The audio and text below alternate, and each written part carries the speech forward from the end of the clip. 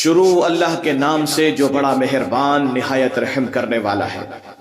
وہ ذات بڑی بابرکت ہے جس کے ہاتھ میں کائنات کی بادشاہت ہے، اور وہ ہر چیز پر قادر ہے، جس نے زندگی اور موت کو پیدا کیا تاکہ تم کو آزمائے کہ تم میں سے کون اچھے عمل کرتا ہے، اور وہ غالب اور خوب بخشنے والا ہے۔ جس نے تہ بتہ 7 آسمان پیدا کیے، تو اے دیکھنے والو، تم خدائے مہربان کی تخلیق میں کوئی خلل دیکھتے ہو؟ پھر وہ نظر اٹھا کر دیکھو کہ کہیں تم کو کوئی خلل نظر آتا ہے، پھر بار بار نظر ڈالو، تب بھی نظر تمہاری طرف ناکام اور تھک کر ہی واپس ہوگی۔ اور ہم نے آسمان دنیا کو چراغوں سے سجا دیا، اور ان کو شیطانوں کو مار بھگانے کا ذریعہ بھی بنایا ہے، نیز ہم نے ان کے لیے دوزخ کا عذاب بھی تیار کر رکھا ہے۔ اور جن لوگوں نے اپنے رب کا انکار کیا، ان کے لیے دوزخ کا عذاب ہے، اور وہ بہت ہی بری جگہ ہے۔ جب یہ لوگ دوزخ میں ڈالے جائیں گے تو ان کا چیخنا چلانا سنیں گے، اور وہ اس طرح جوش مار رہی ہوگی کہ گویا مارے غصے کے پھٹ پڑے گی۔ جب جب کوئی گروہ اس میں ڈالا جائے گا تو دوزخ کے داروغہ پوچھیں گے، کیا تمہارے پاس کوئی ڈرانے والا نہیں آیا تھا؟ وہ کہیں گے، ہاں، ڈرانے والا تو ہمارے پاس ضرور آیا تھا، مگر ہم نے جھٹلا دیا اور کہا کہ اللہ نے کوئی چیز نہیں اتاری ہے، تم لوگ حد درجے گمراہی میں پڑے ہوئے ہو۔ اور یہ بھی کہیں گے کہ اگر ہم سنتے یا سمجھداری سے کام لیتے تو دوزخیوں میں سے نہ ہوتے۔ غرض کہ وہ اپنے گناہوں کا اعتراف کر لیں گے تو لعنت ہے دوزخ والوں پر۔ یقیناً جو لوگ بغیر دیکھے ہوئے اپنے پروردگار سے ڈرتے ہیں، ان کے لیے مغفرت اور بڑا اجر ہے۔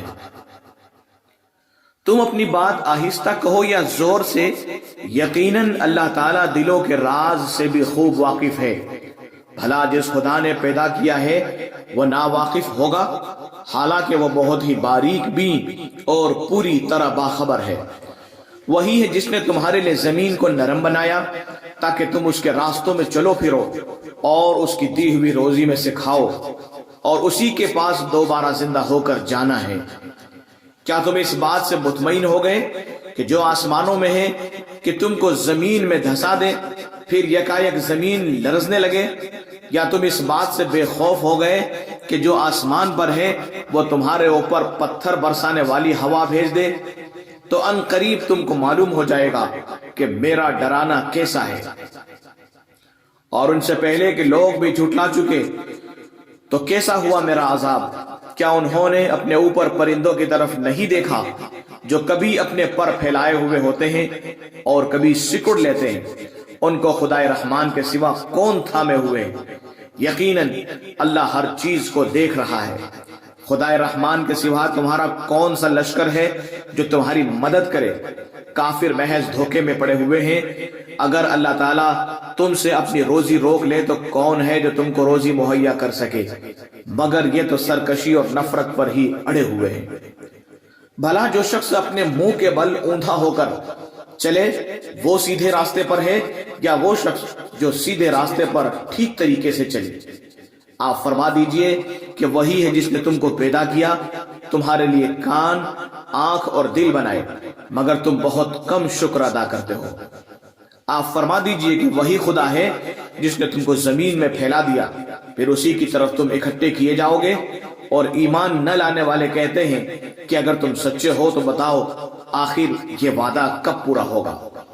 آپ کہہ دیجئے اس کا علم تو صرف اللہ ہی کو ہے، اور میں تو محض صاف طور پر خبردار کرنے والا ہوں۔